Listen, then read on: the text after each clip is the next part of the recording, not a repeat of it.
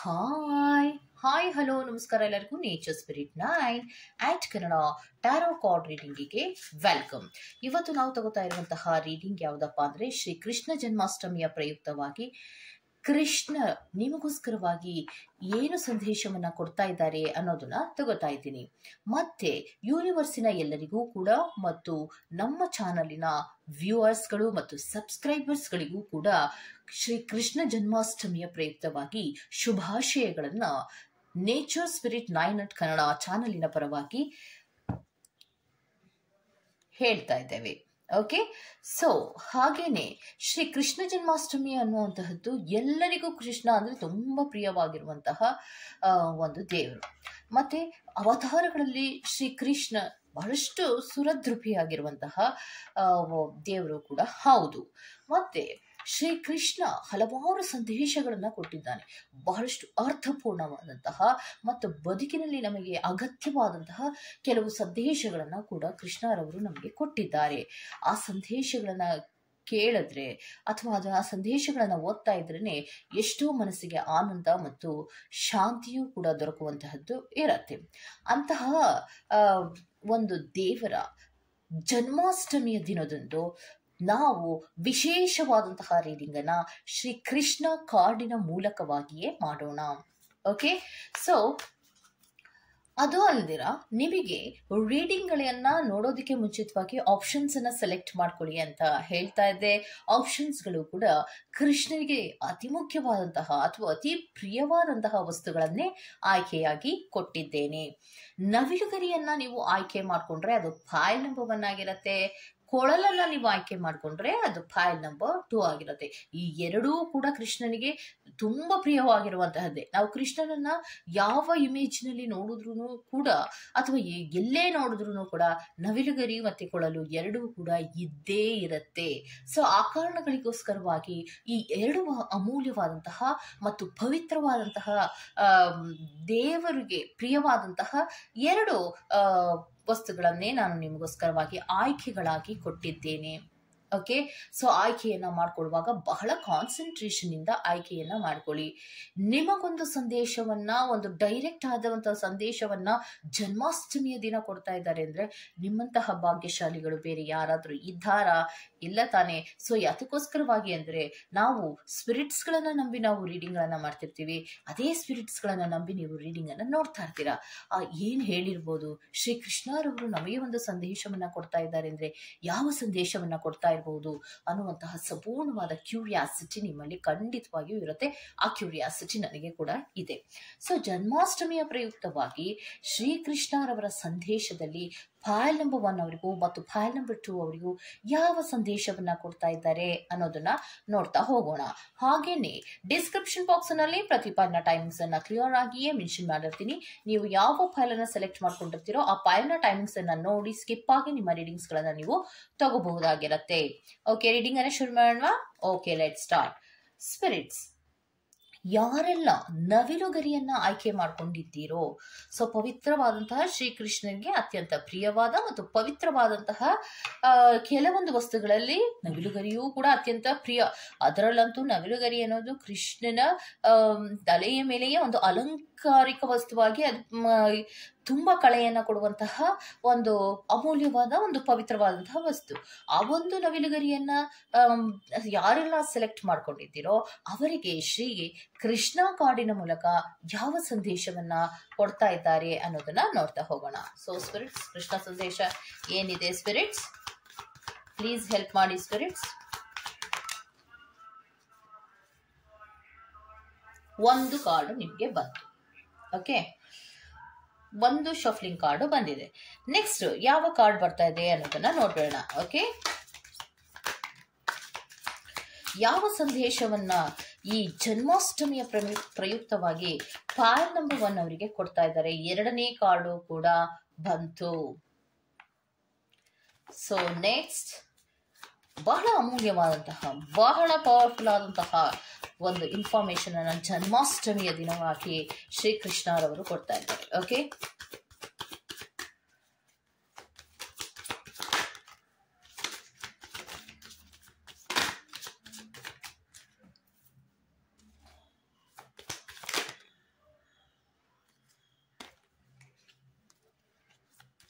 ಇನ್ನೊಂದು last card ಅನ್ನು ತಗೊಂಡು ಎಕ್ಸ್ಪ್ಲನೇಷನ್ಸ್ ಅನ್ನ ಮಾಡ್ತೀನಿ. ಎಷ್ಟು ಅಮೂಲ್ಯವಾದಂತಹ ಒಂದು ಸಂದೇಶವನ್ನ ನಿಮಗೋಸ್ಕರವಾಗಿ ಅವರು ಕೊಟ್ಟಿದ್ದಾರೆ ಅನ್ನೋದನ್ನ ನೋಡ್ತಾ ಹೋಗೋಣ. ಸೊ ಶಫ್ಲಿಂಗ್ ಕಾರ್ಡ್ಸ್ ನಲ್ಲಿ ನಾನು ಪ್ರಮುಖವಾಗಿ 5 ಕಾರ್ಡ್ಗಳನ್ನ ಶಫ್ಲಿಂಗ್ ಕಾರ್ಡ್ಗಳಿಗೆ ತಗೊಂಡಿದ್ದೀನಿ. ಮತ್ತೆ 5 ಸಂದೇಶಗಳು, ಪ್ರಮುಖವಾದ ಸಂದೇಶಗಳನ್ನ ಇವತ್ತು ಫೈಲ್ ನಂಬರ್ 1 ಅವರಿಗೆ ಏನು ಕೊಡ್ತಾ ಇದ್ದಾರೆ. ಇದು ವೆರಿ ಕ್ಯೂರಿಯಾಸಿಟಿ ರೀಡಿಂಗ್ ಆಗಿರೋದ್ರಿಂದ ಬಹಳ ಬೇಗ ರೀಡಿಂಗ್ ಅನ್ನ ನೋಡ್ಬೇಡ. Make the right choice. ನೋಡಿ, ಮೇಕ್ ದ ರೈಟ್ ಚಾಯ್ಸ್. ನೀನು ಕೃಷ್ಣರವರು ಹೇಳ್ತಾ ಇರೋದೇನಂದ್ರೆ, ನೀನು ಸರಿಯಾಗಿರೋದನ್ನೇ ಸೆಲೆಕ್ಟ್ ಮಾಡು ಅನ್ನೋದನ್ನ ಹೇಳ್ತಾ ಇದ್ದಾರೆ. Be humble in all you do. ನೀನೇನನ್ನ ಮಾಡ್ತಾ ಇದೆಯಾ, ಹಂಬಲ್ ಆಗಿರೋ, ಪ್ರಾಮಾಣಿಕವಾಗಿರೋ, ಸತ್ಯವಾಗಿರೋ.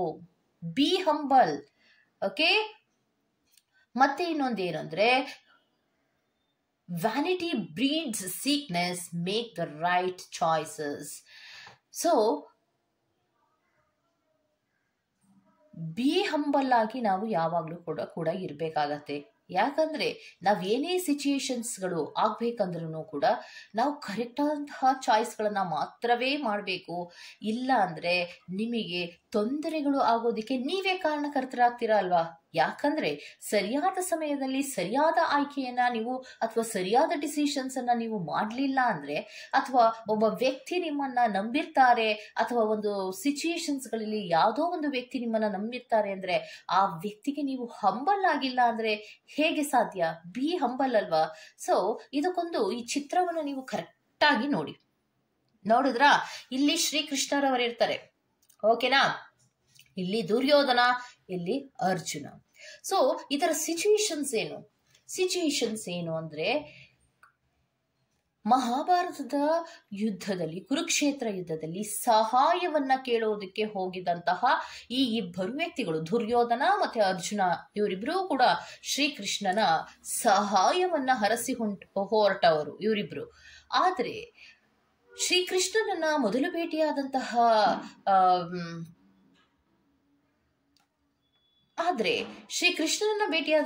ದುರ್ಯೋಧನ ಶ್ರೀಕೃಷ್ಣ ಮಲಗಿದ್ದನ್ನ ನೋಡಿ, ನಾನ್ ಯಾಕೆ ಕಾಲ್ ಹತ್ರ ಕುತ್ಕೋಬೇಕು, ನಾನು ಇಲ್ಲಿ ವೇಟ್ ಮಾಡ್ತೀನಿ ಅಂತ ತಲೆಯ ಭಾಗದ ಹತ್ತಿರದಲ್ಲಿ ಅವರು ಕುತ್ಕೊಂತಾರೆ ದುರ್ಯೋಧನ. ಆದ್ರೆ ಅರ್ಜುನ ತುಂಬಾ ಹಂಬಲ್ ಆಗಿರ್ತಾರೆ, ಮತ್ತೆ ಪ್ರಾಮಾಣಿಕರಾಗಿರ್ತಾರೆ, ಮತ್ತು ಬಹಳಷ್ಟು ಒಂದು ನಮ್ರತೆ ಅವರಲ್ಲಿ ಇರತ್ತೆ. ಸೊ ಅರ್ಜುನ ಯಾವುದೇ ಯೋಚನೆಯನ್ನ ಮಾಡ್ಕೊಳ್ದಿರಾ ಶ್ರೀಕೃಷ್ಣನನ್ನ ನೋಡಿದಾಗ ತುಂಬಾ ಪ್ರಾಮಾಣಿಕವಾಗಿ, ಹಂಬಲ್, ವಿನಯ ಪೂರ್ವಕವಾಗಿ ಅವರ ಪಾದದ ಬಳಿಯಲ್ಲಿ ಕುತ್ಕೊಂತಾರೆ. ಈಗ ಪಾದದ ಬಳಿಯಲ್ಲಿ ಕುತ್ಕೊಂಡಾಗ ಶ್ರೀಕೃಷ್ಣರವರು ಪಾದದ ಬಳಿಯಲ್ಲಿ ಕೂತಂತಹ ಅರ್ಜುನನನ್ನೇ ಫಸ್ಟ್ ನೋಡೋದು. ಯಾಕೆ ಗೊತ್ತಾ? ವಿನಮ್ರತೆಗೆ, ಪ್ರಾಮಾಣಿಕತೆಗೆ, ಸತ್ಯಕ್ಕೆ ಯಾರು ಬೆಲೆ ಕೊಡ್ತಾರೋ ಅವರನ್ನ ಮಾತ್ರವೇ ಶ್ರೀಕೃಷ್ಣ ಯಾವಾಗ್ಲೂ ಕೂಡ ಒಪ್ಪೋ ಅಂತಹದ್ದು, ಮತ್ತೆ ಅವರನ್ನ ಮೆಚ್ಚೋ ಅಂತಹದ್ದು, ಪ್ರೀತಿಸೋ ಅಂತಹದ್ದು. ಅಂತಹ ಕೆಲವು ಸಂದರ್ಭಗಳಲ್ಲಿ ಶ್ರೀಕೃಷ್ಣರವರೇ ನಿಮಗೆ ಹೇಳ್ತಾ ಇದ್ದಾರೆ ಅಂದ್ರೆ, ನೀನು ಹಂಬಲ್ ಆಗಿರು, ಪ್ರಾಮಾಣಿಕವಾಗಿರು. ನಿನ್ನ ಪ್ರಾಮಾಣಿಕತೆಯೇ ನಿನ್ನನ್ನ ಬಹಳ ಎತ್ತರಕ್ಕೆ ಕರ್ಕೊಂಡು ಹೋಗುವಂಥದ್ದು. ಆಯ್ಕೆಯನ್ನ ಮಾಡ್ಕೊಳ್ಳುವಾಗ ನೀನು ಯಾರನ್ನ ಆಯ್ಕೆ ಮಾಡ್ತಾ ಇದೀಯಾ ಅಥವಾ ಯಾರನ್ನ ನೀನು ತಿರಸ್ಕರಿಸ್ತಾ ಇದೀಯಾ ಅನ್ನೋದ್ರ ಬಗ್ಗೆ ನಿನಗೆ ಸಂಪೂರ್ಣವಾದಂತಹ ಒಂದು ಬುದ್ಧಿ ನಿನಗೆ ಇರಬೇಕು. ಯೋಚನೆಗಳನ್ನ ಮಾಡುವಾಗ ನೀನು ಕರೆಕ್ಟ್ ಆಗಿರೋದನ್ನೇ ಆಯ್ಕೆ ಮಾಡ್ಕೋ. ಇದು ನಿನಗೆ ನಾನು ಕೊಡ್ತಾ ಇರುವಂತಹ ಒಂದು ಪ್ರಮುಖವಾದಂತಹ ಸಂದೇಶ ಅನ್ನೋದನ್ನ ಹೇಳ್ತಾ ಇದ್ದಾರೆ. ಯಾಕೆ ಅನ್ನೋದಾದ್ರೆ, ಪ್ರಮುಖವಾಗಿ ಕುರುಕ್ಷೇತ್ರ ಯುದ್ಧದಲ್ಲಿ ಬರೀ ಸಂದೇಶಗಳನ್ನೇ ನೀಡುವ ಮೂಲಕ ಕುರುಕ್ಷೇತ್ರ ಯುದ್ಧವನ್ನೇ ಗೆಲ್ಲಿಸಿದಂತಹ ಶ್ರೀಕೃಷ್ಣ ನಿಮಗೆ ಕೆಲವೊಂದು ಸಂದೇಶಗಳನ್ನ ಕೊಡ್ತಾ ಇದ್ದಾರೆ ಅಂದ್ರೆ, ನಿಮ್ಮಲ್ಲಿರುವಂತಹ ತಪ್ಪುಗಳ ಏನಾದ್ರೂ ಇದ್ರೆ ಅಥವಾ ಕೆಟ್ಟ ಚಾಯ್ಸ್ಗಳನ್ನ ಏನಾದ್ರೂ ನೀವು ಮಾಡ್ತಾ ಇದ್ರೆ ಖಂಡಿತವಾಗಿಯೂ ಅದನ್ನ ಬದಲಾವಣೆಯನ್ನ ಮಾಡ್ಕೋ ಅನ್ನೋದನ್ನ ಹೇಳ್ತಾ ಇದ್ದಾರೆ. ನೀನು ಈ ದಿನದಿಂದಲೇ ಕರೆಕ್ಟ್ ಆದಂತಹ ಆಯ್ಕೆಯ ಕಡೆಗೆ ಗಮನವನ್ನ ಕೊಡು ಅನ್ನೋದನ್ನ ಹೇಳ್ತಾ ಇದ್ದಾರೆ. ಇನ್ನೊಂದು ನೆಕ್ಸ್ಟ್ ಕಾರ್ಡಿನಲ್ಲಿ ಏನ್ ಹೇಳ್ತಾ ಇದ್ದಾರೆ, let your inner beauty shine ಅನ್ನೋದನ್ನ ಹೇಳ್ತಾ ಇದ್ದಾರೆ. ಎಲ್ಲೋಯ್ತು ನಿನ್ನ ಒಂದು ಇನ್ನರ್ ಬ್ಯೂಟಿ ಅನ್ನೋದಿತ್ತಲ್ಲ, ಆ ಒಂದು ಈಗ ನಾವು ಯಾವಾಗಲೂ ಕೂಡ ಇನ್ನರ್ ಬ್ಯೂಟಿ ಕಡೆಗೆ ಹೆಚ್ಚು ಗಮನವನ್ನ ಕೊಡ್ತೀವಿ. ಕೆಲವೊಬ್ರು ಏನ್ ಮಾಡ್ತಾರೆ, ಸೊ ಯಾರನ್ನು ಕೂಡ ಮುಖವೇ ನೋಡಿರಲ್ಲ, ಮತ್ತೆ ಅವರ ಬಗ್ಗೆ ಏನು ಔಟ್ಲುಕ್ ಅಥವಾ ಏನ್ ಹೇಳ್ತಾರೆ ಬಾಹ್ಯ ಸೌಂದರ್ಯಕ್ಕೆ ಗಮನವೇ ಕೊಟ್ಟಿರಲ್ಲ. ಕೆಲವೊಬ್ರಂತೂ ಅವರನ್ನ ನೋಡಿಯೂ ಕೂಡ ಇರಲ್ಲ, ಆದರೂ ಕೂಡ ಆತ್ಮೀಯವಾಗಿ ಪ್ರೀತಿಯನ್ನ ಕೊಡ್ತಾ ಇರ್ತಾರೆ. ಅಂದ್ರೆ ಅವರಲ್ಲಿ ಇದ್ದಂತಹ ಒಂದು ಮನಸ್ಸಿನಲ್ಲಿ ನಿಷ್ಕಲ್ಮಶವಾದಂತಹ ಭಾವನೆ ಇರ್ಬೋದು, ಅವರು ನಡ್ಕೊಳ್ಳುವಂತಹ ರೀತಿ ಇರ್ಬೋದು, ಅವರಲ್ಲಿ ಇದ್ದಂತಹ ಪ್ರಾಮಾಣಿಕತೆ ಇರ್ಬೋದು, ಅದು ಇನ್ನರ್ ಬ್ಯೂಟಿಯನ್ನ ತೋರಿಸುತ್ತೆ. ಯಾರಲ್ಲಿ ಇನ್ನರ್ ಬ್ಯೂಟಿ ಇರುತ್ತೋ, ಅವರು ಇನ್ನರ್ ಬ್ಯೂಟಿಯನ್ನ ಗಮನಿಸ್ತಾರೋ, ಅವ್ರು ಯಾರು ಬಾಹ್ಯ ಸೌಂದರ್ಯದ ಕಡೆಗೆ ಗಮನವನ್ನ ಕೊಡೋದಿಲ್ಲ. ಆದ್ರೆ ಇಲ್ಲಿ ಶ್ರೀಕೃಷ್ಣರವರು ಏನ್ ಹೇಳ್ತಾ ಇದ್ದಾರೆ ಅಂದ್ರೆ, ಇನ್ನರ್ ಬ್ಯೂಟಿಯ ಕಡೆಗೆ ಗಮನವನ್ನ ಕೊಡು. Let inner beauty shine. ನಿನ್ನಲ್ಲಿ ಒಂದು ಪ್ರಾಮಾಣಿಕತೆಯ ಒಂದು ಸೌಂದರ್ಯ ಇತ್ತಲ್ಲ, ಒಂದು ವಿನಮ್ರತೆಯ ಒಂದು ಸೌಂದರ್ಯ ಇತ್ತಲ್ಲ. ಸೌಂದರ್ಯ ಅನ್ನೋದು ಒಂದು ನೋಡೋದಕ್ಕೆ ಚೆನ್ನಾಗಿ ಕಾಣಿಸೋದು ಅಷ್ಟೇ ಅಲ್ಲ, ನಿನ್ನ ಮನಸ್ಸನ್ನ ಶುದ್ಧವಾಗಿ ಇಟ್ಕೊಳ್ಳೋದು, ನಿನ್ನ ಹೃದಯವನ್ನ ಶುದ್ಧವಾಗಿ ಇಟ್ಕೊಳ್ಳೋದು, ನಿನ್ನ ಮಾತನ್ನ ಶುದ್ಧವಾಗಿ ಇಟ್ಕೊಳ್ಳೋದು, ಇದೆಲ್ಲವೂ ಕೂಡ ಒಂದು ಸೌಂದರ್ಯಕ್ಕೆ ಸಂಬಂಧಪಟ್ಟಂತಹದ್ದೇ. ಇದೆಲ್ಲ ಶೈನಿಂಗ್ ಆಗಿ ಇದ್ದು ಲೈಟ್ ಆಗಿ ಇತ್ತಲ್ಲ, ಅದೆಲ್ಲವೂ ಎಲ್ಲೋಯ್ತು? Inner beauty is a commendable and bring love and satisfaction. True beauty lies in the soul. ಸುಳ್ಳುಗಳನ್ನ ಹೇಳೋದು ತುಂಬಾ ಜಾಸ್ತಿ ಮಾಡ್ತಾ ಇದೆಯಾ ನೀನು? ಇತ್ತೀಚೆಗೆ ನಿನ್ನಲ್ಲಿ ತುಂಬಾ ಸುಳ್ಳುಗಳು ಜಾಸ್ತಿ ಆಗ್ತಾ ಇದೆ. ಆ ಒಂದು ಬ್ಯೂಟಿನೆಸ್ ಅಂತ ಏನಿತ್ತಲ್ಲ, ಒಂದು ಪ್ರಾಮಾಣಿಕತೆ, ನಿಷ್ಕಲ್ಮಶವಾದ ಮನಸ್ಸು ಅನ್ನೋದು ಏನಿತ್ತಲ್ಲ, ಅದ್ಯಾವುದೂ ನಿನ್ನಲ್ಲಿ ಕಾಣಿಸ್ತಾ ಇಲ್ಲ. ಎಲ್ಲವೂ ಕೂಡ ಕತ್ತಲೆ ಆವರಿಸ್ತಾ ಇದೆ ನಿನ್ನಲ್ಲಿ. ಆ ಇನ್ನರ್ ಬ್ಯೂಟಿಯ ಕಡೆಗೆ ಗಮನವನ್ನ ಕೊಡು. ಮನಸ್ಸಿನಲ್ಲಿ ಒಂದು ಬೆಳಕು ಬರೋ ತರ ಮಾಡ್ಕೋ. ಯಾಕೆ ನಿನ್ನ ಮನಸ್ಸಿನಲ್ಲಿ ಕತ್ತಲೆಯನ್ನ ತುಂಬಿಸ್ತಾ ಇದೆಯಾ ಅನ್ನುವಂತಹ ಕೆಲವೊಂದು ಸಂದೇಶಗಳನ್ನು ನಿಮಗೋಸ್ಕರವಾಗಿ ಕೊಡ್ತಾ ಇದ್ದಾರೆ. Share your bounteousness. ಶೇರ್ ಮಾಡು. You have enough for your needs and some extra to share it with others. Remember the golden rules. What you give, you get back. ಅಂದ್ರೆ ಏನು? ನಿನ್ನಲ್ಲಿ ಎಷ್ಟಿದೆಯೋ, ನಿನ್ನಲ್ಲಿ ಎಷ್ಟು ಬೇಕೋ. ಇವಾಗ ನಾನು ಏನೋ ತುಂಬಾ ನಿನಗೆ ಕೊಟ್ಟಿದ್ದೇನೆ ಅಂದ್ರೆ ಅದನ್ನೆಲ್ಲವನ್ನ ನೀನೇ ಇಟ್ಕೊಳ್ಳೋದಕ್ಕೆ ಕೊಟ್ಟನಾ? ನಾನು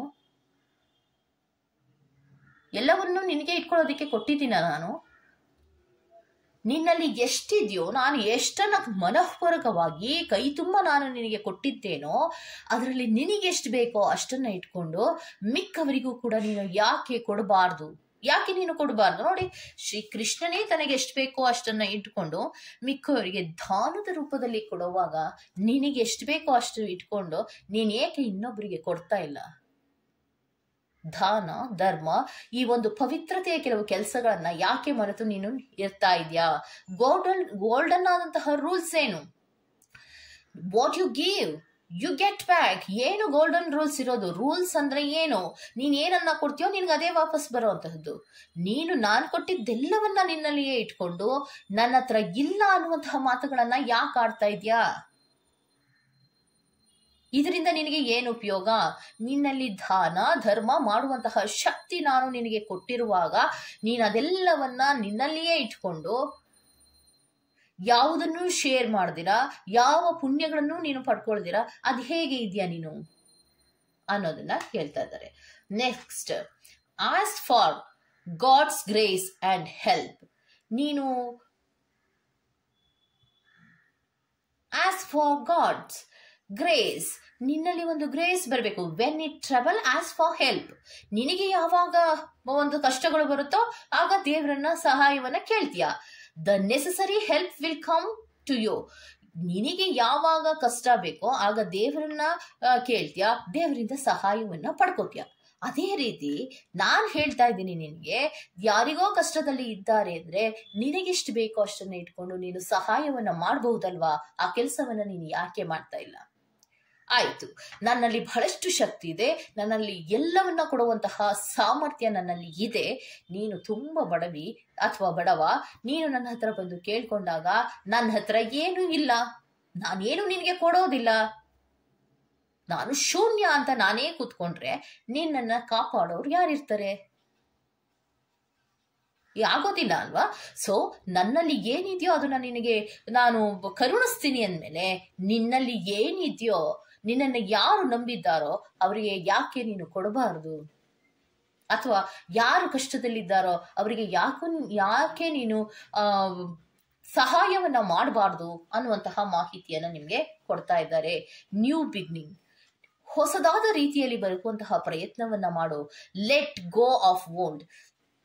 ಕೆಲವೊಂದು ಏನು ನೀನು ಈ ಮಧ್ಯದಲ್ಲಿ ಚೇಂಜ್ ಆಗಿದೆಯೋ ಅದನ್ನು ಬಿಟ್ಟು ಹೊಸದಾಗಿ welcome the new which will take its own time to come and is possible on its way.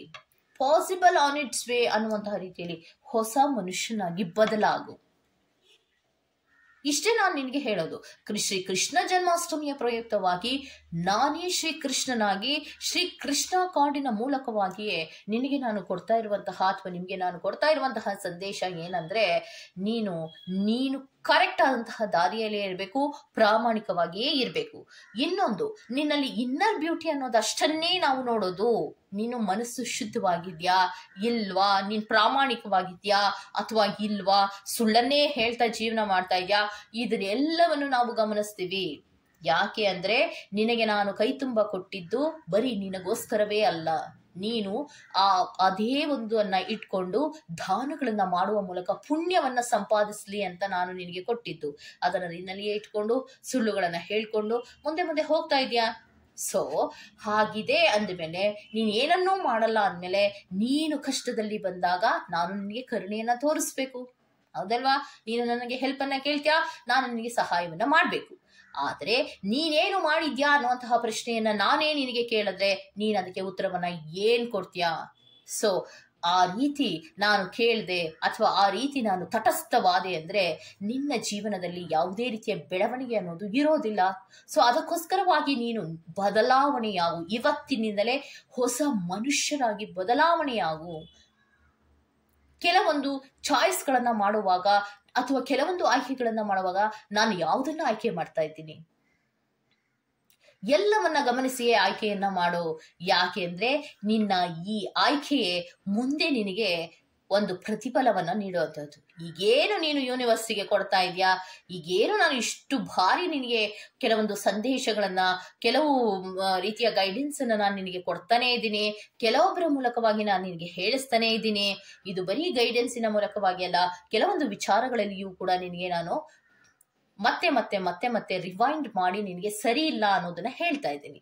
ಅದನ್ನ ಸರಿ ಮಾಡ್ಕೋ ಅನ್ನೋದನ್ನ ಹೇಳ್ತಾ ಇದ್ದಾರೆ. ಹೊಸ ಮನುಷ್ಯನಾಗಿ ಬದಲಾವಣೆಯಾಗು. ಇದರಿಂದ ನಿನ್ನ ಜೀವನದಲ್ಲಿ ಬಹಳಷ್ಟು ಅಭಿವೃದ್ಧಿ ಆಗುವಂತಹ ಸಾಧ್ಯತೆಗಳಿರುತ್ತೆ, ಆತ್ಮದ ಬೆಳವಣಿಗೆಯೂ ಕೂಡ ಆಗುವಂತಹ ಸಾಧ್ಯತೆಗಳಿದೆ ಅನ್ನೋದನ್ನ ಹೇಳ್ತಾ ಇದ್ದಾರೆ. ಸೊ ಬಹಳ ಪ್ರಮುಖವಾದಂತಹ ಒಂದು ಅರ್ಥಪೂರ್ಣವಾದಂತಹ ಸಂದೇಶವನ್ನ ಕೃಷ್ಣ ಜನ್ಮಾಷ್ಟಮಿಯ ಪ್ರಯುಕ್ತವಾಗಿ ಶ್ರೀ ಕೃಷ್ಣರವರು ಕೊಟ್ಟಿದ್ದಾರೆ. ಸೊ ಇದು ಎಲ್ಲರಿಗೂ ಕೂಡ ಬಹಳಷ್ಟು ಪ್ರಿಯವಾಗಿಯೇ ಇರುತ್ತೆ. ಯಾಕಂದ್ರೆ ಶ್ರೀ ಕೃಷ್ಣರವರು ಮಾತಾಡುವಾಗ ಸಿಚುಯೇಷನ್ಸ್ ಗಳನ್ನ ಗಮನಿಸದೆ ಮಾತಾಡಿರೋದಿಲ್ಲ.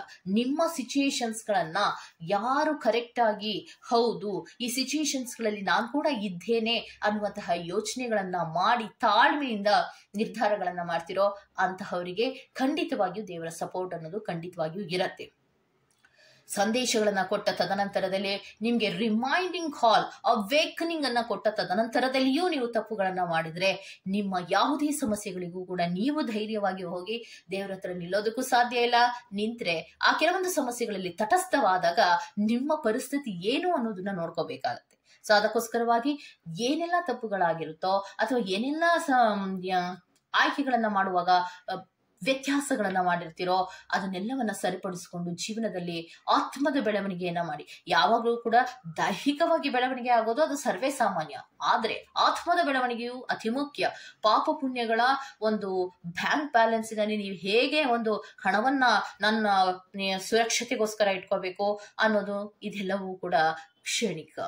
ಯಾಕಂದ್ರೆ ಎಲ್ಲವನ್ನ ಕ್ಯಾಲ್ಕುಲೇಷನ್ಸ್ ಮಾಡಿದಾಗ ನಾವು ಅಂತ್ಯವಾದ ತದನಂತರದಲ್ಲಿ ಕ್ಯಾಲ್ಕುಲೇಷನ್ಸ್ ಅನ್ನೋದು ನಡೆಯುವಂತಹದ್ದು ನಮ್ಮ ಬ್ಯಾಂಕ್ ಬ್ಯಾಲೆನ್ಸಿನ ಆಧಾರದಲ್ಲಿ ಅಲ್ಲ, ಪಾಪ ಪುಣ್ಯಗಳ ಆಧಾರದ ಮೇಲೆನೆ ನಮ್ಮ ಕ್ಯಾಲ್ಕುಲೇಷನ್ಸ್ ಅನ್ನೋದು ನಡೆಯೋದು. ಓಕೆ, ಸೊ ಗುಡ್ ಕರ್ಮ ಬ್ಯಾಡ್ ಕರ್ಮಗಳ ಆಧಾರದ ಮೇಲೆನೆ ಕ್ಯಾಲ್ಕುಲೇಷನ್ಸ್ ಅನ್ನೋದು ನಡೆಯೋದು, ಬ್ಯಾಂಕ್ ಬ್ಯಾಲೆನ್ಸಿನ ಆಧಾರದ ಮೇಲೆ ಅಲ್ಲ. ಸೊ ಆದ ಕಾರಣಗಳಿಗೋಸ್ಕರವಾಗಿ ಕೆಲವೊಂದು ತಪ್ಪುಗಳನ್ನ ನೀವು ಮಾಡ್ತಾ ಇದ್ರೆ ಅದನ್ನ ಬಹಳ ಬೇಗ ಚೇಂಜಸ್ ಅನ್ನ ಮಾಡ್ಕೊಳ್ಳೋದ್ರ ಮೂಲಕ ನೀವು ಹೊಸ ಮನುಷ್ಯನಾಗಿ ಆಗುವಂತಹ ಪ್ರಯತ್ನಗಳನ್ನ ಮಾಡಿ ಅನ್ನೋದನ್ನೇ ಹೇಳ್ತಾ ಇರೋದು. ಓಕೆ, ಸೊ ಇದಿಷ್ಟು ಫೈಲ್ ನಂಬರ್ 1 ಅವರ ರೀಡಿಂಗ್ ಆಗಿರತ್ತೆ. Go to the next file number 2. Okay, so ಕೊಳಲನ್ನ ಯಾರೆಲ್ಲ ಆಯ್ಕೆ ಮಾಡ್ಕೊಂಡಿದ್ದೀರಾ ಅವರಿಗೆ ಯಾವ ಕೆಲವು ಸಂದೇಶಗಳನ್ನ ಕೃಷ್ಣ ಜನ್ಮಾಷ್ಟಮಿಯ ಪ್ರಯುಕ್ತವಾಗಿ ಶ್ರೀ ಕೃಷ್ಣರವರು ಕೊಡ್ತಾ ಇದ್ದಾರೆ ಅನ್ನೋದನ್ನ ನೋಡೋಣ. ಸೊ ಸ್ಪಿರಿಟ್ಸ್, ಕೃಷ್ಣ ಜನ್ಮಾಷ್ಟಮಿಯ ಪ್ರಯುಕ್ತವಾಗಿ ಶ್ರೀ ಕೃಷ್ಣರವರು ಯಾವ ಕೆಲವು ಸಂದೇಶಗಳನ್ನ ಕೊಡೋದಕ್ಕೆ ಇಷ್ಟಪಡ್ತಾ ಇದ್ದಾರೆ ಸ್ಪಿರಿಟ್ಸ್?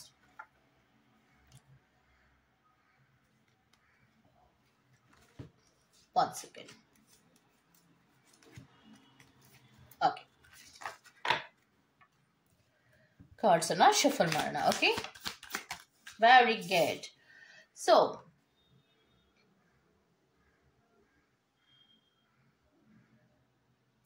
ಬಿ ಲೈಫ್ ಅನ್ನುವಂತಹ ಒಂದು ಕಾರ್ಡ್ ಅನ್ನ ಕೊಟ್ಟಿದ್ದಾರೆ. ಒಂದು ನಿಮಿಷ, ಎಲ್ಲ ಕಾರ್ಡ್ಸ್ ಗಳನ್ನ ತಗೊಂಡು ತದನಂತರದಲ್ಲಿ ನಿಮಗೆ ಎಕ್ಸ್ಪ್ಲನೇಷನ್ಸ್ ಅನ್ನ ಮಾಡ್ತೀನಿ. 2 ಕಾರ್ಡ್ ಬಂದಿದೆ.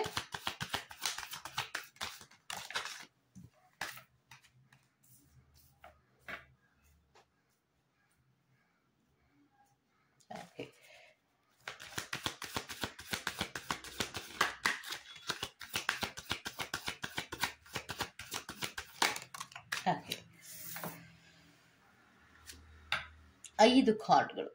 ಫೈಲ್ ನಂಬರ್ 1 ಅವರಿಗೂ ನಾನು 5 ಕಾರ್ಡ್ಗಳನ್ನೇ ತಗೊಂಡಿದ್ದೆ. ಫೈಲ್ ನಂಬರ್ 2 ಅವರಿಗೂ ನಾನು 5 ಶಫ್ಲಿಂಗ್ ಕಾರ್ಡ್ಗಳನ್ನೇ ತಗೊಂಡಿದ್ದೇನೆ. ಏನ್ ಹೇಳ್ತಾ ಇದ್ದಾರೆ ಅನ್ನೋದನ್ನ ನೋಡ್ಬೇಡ. So have from faith of God and act. He will help you and all your pains and difficulties will go. Act now. ನಿನ್ನ ಲೈಫಿನಲ್ಲಿ ನೀನು ನಿಜವಾಗಿ ಸತ್ಯವಾಗಿಯೂ ನೀನು ಬದುಕ್ತಾ ಇದ್ರೆ, ಪ್ರಾಮಾಣಿಕವಾದಂತಹ ರೀತಿಯಲ್ಲಿ ನೀನು ಬದುಕ್ತಾ ಇದೆಯಾ, ಆ ರೀತಿಯಲ್ಲಿ ನೀನು ನಡ್ಕೋತಾ ಇದೆಯಾ ಅನ್ನೋದಾದ್ರೆ ನಿನ್ನ ಲೈಫಿಗೆ ನಾನು ಸಹಾಯಕ್ಕೆ ಬರ್ತೀನಿ. ಬೇರೆ ಯಾರು ಸಹಾಯಕ್ಕೆ ಬರೋದು ಬೇಕಾಗಿಲ್ಲ. ಮನುಷ್ಯನಿಗೆ ಸಹಾಯ ಮಾಡಬೇಕು, ಅದು ಯಾವುದು ಏನು ಬೇಕಾಗಿಲ್ಲ. ನಾನು ಯಾವುದೋ ರೂಪದಲ್ಲಿ ನಿನಗೆ ಸಹಾಯವನ್ನ ಮಾಡ್ತೀನಿ. ಆದ್ರೆ ನೀನು ನಿಜವಾಗಿ ಬದುಕ್ತಾ ಇರಬೇಕು, ಪ್ರಾಮಾಣಿಕವಾಗಿ ಬದುಕ್ತಾ ಇರಬೇಕು. ಆ ಪ್ರಾಮಾಣಿಕತೆಗೆ ನಾನು ಎಲ್ಲಿದ್ರು, ನಿನ್ನದ ಯಾವುದೇ ಕಷ್ಟಗಳಿದ್ರು ಕೂಡ, ಯಾವುದೇ ನೋವುಗಳಿದ್ರು ಕೂಡ ನಾನು ಅದಕ್ಕೆ ಪರಿಹಾರವನ್ನ ಕೊಡ್ತೀನಿ. ನೀನು ಹೀಗಿರೋದಕ್ಕೆ ಸಾಧ್ಯನಾ? ಆಗತ್ತಾ? ನೋಡೋಣ, ಮಾಡು ಅನ್ನೋದನ್ನೇ ನಿಮ್ಗೆ ಹೇಳ್ತಾ ಇರೋದು. ಮೊದಲನೇ ಸಂದೇಶವಾಗಿ ಪ್ರಾಮಾಣಿಕತೆ, ನಿಷ್ಠೆ ಮತ್ತೆ ಒಂದು ರೀತಿಯ ಬದುಕನ್ನ ಸ್ವಚ್ಛಂದವಾಗಿ ಇಟ್ಕೊಳ್ಳುವಂತಹ ರೀತಿಯಲ್ಲಿ ನೀನು ಬದುಕ್ತಾ ಇದ್ರೆ ನಿನ್ನ ಸಮಸ್ಯೆಗಳಿಗೆ ನಾನೇ ಪರಿಹಾರವಾಗಿ ಬರ್ತೀನಿ, ಯಾವುದೋ ರೂಪದಲ್ಲಿ ಬರ್ತೀನಿ ಅನ್ನೋದನ್ನ ಹೇಳ್ತಾ ಇದ್ದಾರೆ. Next, blessings. ಖಂಡಿತವಾಗಿಯೂ ದಿಸ್ ಕಾರ್ಡ್ ಬ್ರಿಂಗ್ಸ್ ಬ್ಲೆಸ್ಸಿಂಗ್ಸ್. ನಿನಗೆ ಖಂಡಿತವಾಗಿಯೂ ಕೆಲವೊಂದು ಬ್ಲೆಸ್ಸಿಂಗ್ಸ್ಗಳು ಸಿಕ್ಕೇ ಸಿಗತ್ತೆ. ಈಗ ನೋಡಿ, ಎಷ್ಟೊಂದು ಜನ ಹೇಳ್ತಾ ಇರ್ತಾರೆ, ನನಗೆ ಆ ದೇವರ ರೂಪದಲ್ಲಿ ಬಂದು ಸಹಾಯವನ್ನ ಮಾಡ್ಬಿಟ್ರು, ಅಯ್ಯೋ ನಾನು ಯಾರು ಸಹಾಯ ಮಾಡಲ್ಲ ಅನ್ಕೊಂಡ್ಬಿಟ್ಟಿದ್ದೆ, ಸಹಾಯವನ್ನ ಮಾಡ್ಬಿಟ್ರು ಅಂತಾರೆ. ಮತ್ತೆ ಇನ್ಯಾರು ಮನುಷ್ಯ ಬಂದು ಮಾಡ್ತಾರ? ಮನುಷ್ಯನ ರೂಪದಲ್ಲಿ, ಬೇರೆ ಯಾವುದೋ ಒಂದು ರೂಪದಲ್ಲಿ ದೇವರೇ ನಮ್ಮ ಸಹಾಯಕ್ಕೆ ಬರ್ತಾರೆ. ಯಾವಾಗ್ಲೂ ಕೂಡ ದೇವರಿದ್ದಾನೆ ಅನ್ನುವಂತಹ ನಂಬಿಕೆಯನ್ನ ನಾವು ಯಾವಾಗ ಇಟ್ಕೊಂಡು ಒಂದು ಬದುಕನ್ನ ನಡೆಸ್ತೀವೋ ಆಗ ದೇವರೇ ನಮ್ಮ ಸಹಾಯಕ್ಕೆ ಬರ್ತಾರೆ. ಯಾಕೆ ಅನ್ನೋದಾದ್ರೆ, ನಮ್ಮ ಜೀವನದಲ್ಲಿ ನಾವು ಯಾವ ರೀತಿ ನಡ್ಕೊಂತೀವೋ, ಪ್ರತಿಯೊಂದು ನಾವು ಗಂಟೆಗಟ್ಲೆ ಪೂಜೆ ಮಾಡ್ಬೇಕಾ? ಬೇಡ. ಗಂಟೆಗಟ್ಲೆ ವ್ರತಾಚರಣೆಯನ್ನ ಮಾಡ್ಬೇಕಾ? ಬೇಡ. ಮತ್ತೆ ಮಂತ್ರಗಳನ್ನ ಹೇಳ್ಬೇಕಾ? ಬೇಡ. ಇದ್ಯಾವುದು ಬೇಡ.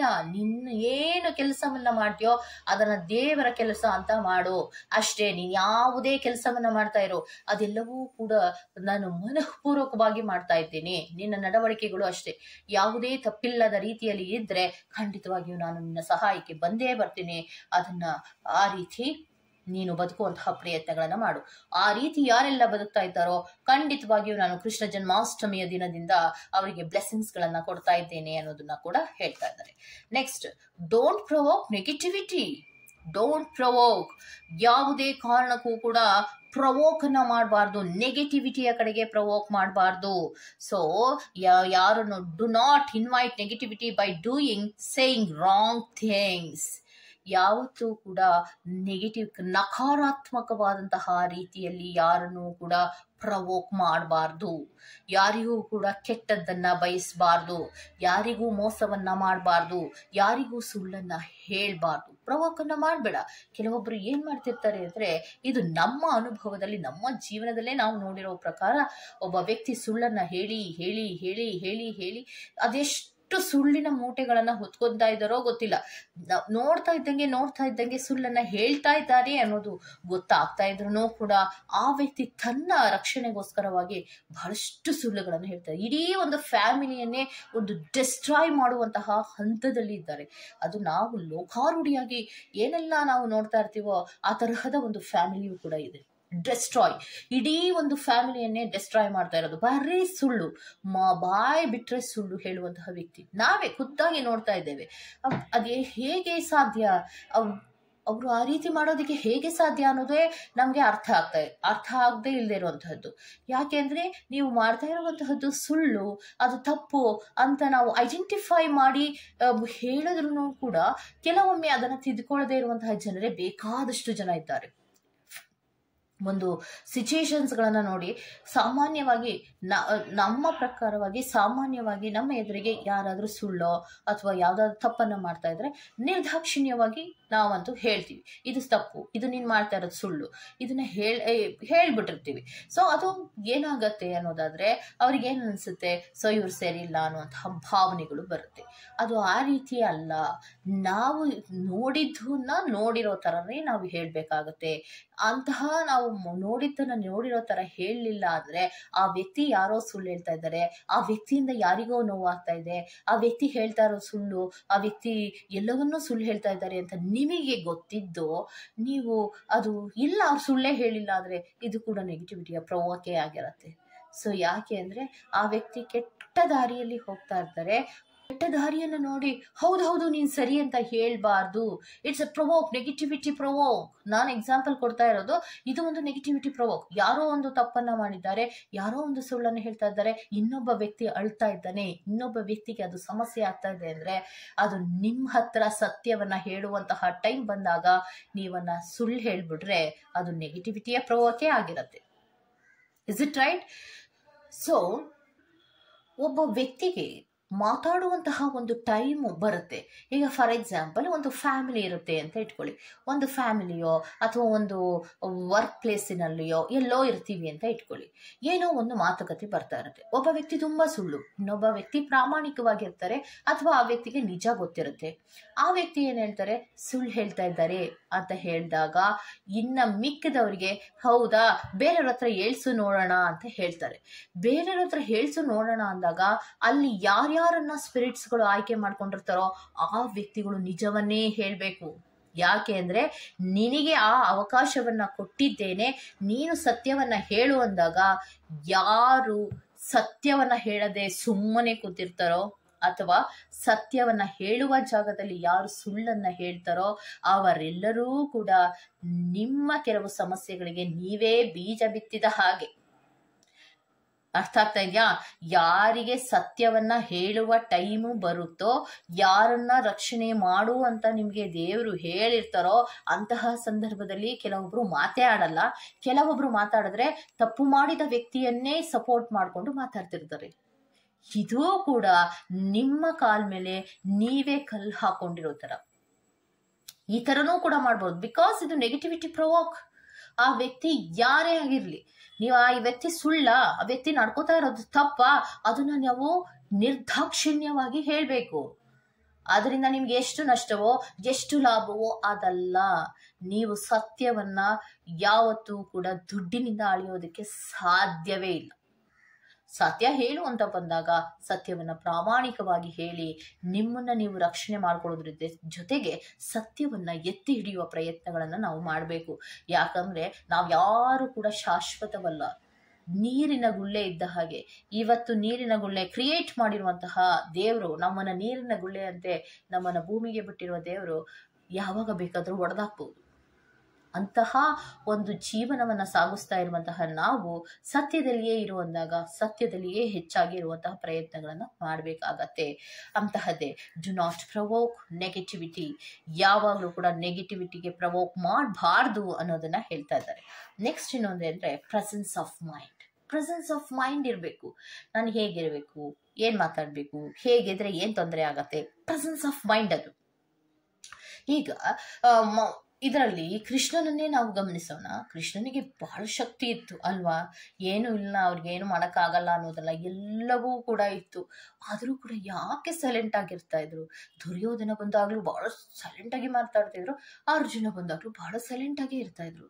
ಮಾತು ರಫ್ ಆಗೇ ಬರಬೇಕು ಅನ್ನೋದೇನಿಲ್ಲ, ಅಥವಾ ಮಾತು ತುಂಬ ಮಾತಾಡಬೇಕು ಅನ್ನೋದೇ ಏನಿಲ್ಲ. ಪ್ರೆಸೆನ್ಸ್ ಆಫ್ ಮೈಂಡ್, ನಾವು ಯಾವ ರೀತಿ ಆ ಒಂದು ಸಿಚುಯೇಷನ್ಸ್ಗಳನ್ನ ಹೆಂಗೆ ಹ್ಯಾಂಡ್ಲ್ ಮಾಡ್ತೀವಿ, ಆ ಪ್ರೆಸೆನ್ಸ್ ಆಫ್ ಮೈಂಡ್ ನಮ್ದು ಹೆಂಗಿರತ್ತೆ ಅದು ತುಂಬ ಮುಖ್ಯ ಆಗಿರತ್ತೆ. Think and act wisely. Think ಮಾಡು, ನಾನು ಹೇಗಿರಬೇಕು, ಹೇಗೆ ನಡ್ಕೋಬೇಕು, ಇದನ್ನ ತುಂಬ ಯೋಚನೆ ಮಾಡಿ ಮುಂದುವರಿಕೆಗಳನ್ನ ಮಾಡ್ಕೋ ಅನ್ನೋದನ್ನ ಹೇಳ್ತಾ ಇದ್ದಾರೆ. ಇನ್ನೊಂದು ಚಾರಿಟಿ ಅನ್ನೋದನ್ನ ಕೊಡ್ತಾರೆ. Give what has been asked for you. ನೀನು ಏನು ಹೇಳ್ದೆ ಅದನ್ನ ಕೊಡು ಅದನ್ನ. ನೀನೇನೋ ಒಂದು ಹೇಳಿರ್ತೀಯ ಅಲ್ವಾ, ನೀನೇನೋ ಒಂದು ಮಾತು ಕೊಟ್ಟಿರ್ತೀಯ ಅಲ್ವಾ, ಕೊಡೋದನ್ನ. ಅದು ಹೇಗೆ ನೀನು give what has been asked for you. ನೀನೇನನ್ನ ಹೇಳಿರ್ತೀಯೋ ಅದನ್ನ ನೀ ಕೊಡು. ನಾವು ಅಷ್ಟೇ, ಕೃಷ್ಣರವರು ಅಷ್ಟೇ ಹೇಳೋದು, ನಾವು ಏನನ್ನ ಹೇಳಿರ್ತೀವೋ ಅದನ್ನ ನಿಮ್ಗೆ ನಾವು ಕೊಡ್ತೀವಿ ಅಂದಮೇಲೆ ನೀನೇನನ್ನ ಹೇಳಿರ್ತೀವೋ ಅದನ್ನ ನೀನು ಕೊಡು. ಸೊ ಅಲ್ಲಿಗೆ ಕೃಷ್ಣರವರು ಏನು ಹೇಳ್ತಾರೆ ಅಂದರೆ, ನಿನ್ನ ಜೀವನದಲ್ಲಿ ನೀನು ಕರೆಕ್ಟಾಗಿ ಇದ್ದರೆ ಬ್ಲೆಸ್ಸಿಂಗ್ಸ್ ಅನ್ನೋದು ನನ್ನ ಕಡೆಯಿಂದ ಬರುತ್ತೆ. ನೆಗೆಟಿವಿಟಿ ಪ್ರವೋಕನ್ನು ಮಾಡಿ ಜೀವನವನ್ನು ಸಾಗಿಸುವಂತಹ ಅಗತ್ಯ ಏನೂ ಇಲ್ಲ. ಯಾರಿಗೋಸ್ಕರನೂ ನೆಗೆಟಿವಿಟಿ ಪ್ರವೋಕನ್ನು ಮಾಡುವಂತಹ ಅಗತ್ಯ ಇಲ್ಲ. ಯಾಕೆ ಅಂದರೆ ಜೀವನ ಅನ್ನೋದು ತುಂಬ ಅಮೂಲ್ಯವಾದದ್ದು ಮತ್ತು ತುಂಬ ಚಿಕ್ಕದು. ಬಹಳ ಬೇಗ ನಾವೆಲ್ಲವೂ ಕೂಡ ಬಹಳ ಬೇಗ ನಶಿಸಿ ಹೋಗುವಂತಹದ್ದು. ಮತ್ತೆ ಯಾವುದನ್ನು ನಾವು ತಗೊಂಡೋಗಲ್ಲ. ನಾವು ಎಷ್ಟೇ ಸಂಪಾದನೆ ಮಾಡಿದ್ರು ನಾವು ಏನನ್ನೂ ಹೊತ್ಕೊಂಡು ಹೋಗಲ್ಲ, ಅಥವಾ ಏನೇ ಸಂಪಾದನೆ ಮಾಡಲಿಲ್ಲ ಅಂದ್ರೂ ನಾವೇನು ಹೊತ್ಕೊಂಡು ಹೋಗಲ್ಲ. ಸೊ ಅಂತಹದ ಮೇಲೆ ನಾವು ಹೊತ್ಕೊಂಡು ಹೋಗೋದೇನು ಅಂದರೆ ಪಾಪ ಪುಣ್ಯಗಳನ್ನು ಕ್ಯಾಲ್ಕುಲೇಷನ್ಸ್ ಏನು ಮಾಡಿರ್ತೀವೋ ಅದನ್ನು ಹೊತ್ಕೊಂಡು ಹೋಗ್ತೀವಿ. ಸೊ ಪಾಪದ ಪ್ರಮಾಣದಲ್ಲಿ ಜಾಸ್ತಿ ನೀವು ಮಾಡ್ತಾ ಇದ್ರೆ, ಪಾಪಗಳನ್ನು ಮಾಡ್ತಾ ಇದ್ರೆ ನಿಮ್ಮ ಗಂಟಿನಲ್ಲಿ ಪಾಪದ ಗಂಟನ್ನು ಹೊರಬೇಕಾಗುತ್ತೆ. ಪುಣ್ಯದ ಕಾರ್ಯಗಳನ್ನು ಮಾಡ್ತಾ ಇದ್ರೆ ಪುಣ್ಯದ ಗಂಟನ್ನು ಹೊತ್ಕೊಂಡು ಹೋಗ್ತೀರಾ ಅಷ್ಟೇ, ಬೇರೇನು ನಾವು ತಗೊಂಡೋಗಲ್ಲ. ಅದಕ್ಕೋಸ್ಕರವಾಗಿ ನೀನು ನೆಗೆಟಿವಿಟಿಗೆ ಪ್ರವೋಕ್ ಮಾಡಬೇಡ.